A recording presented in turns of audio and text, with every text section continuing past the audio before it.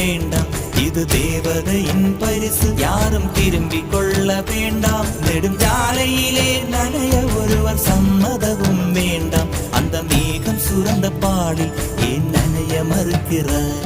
நீ வாழ வந்த வாழ்வில் ஒரு பகுதி இழக்கிறாய்.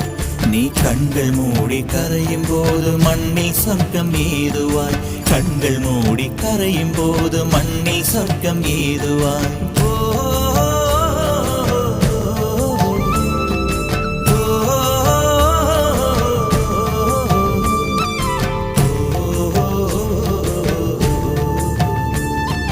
சக்கரவாகமோ மழையை அருந்துமா?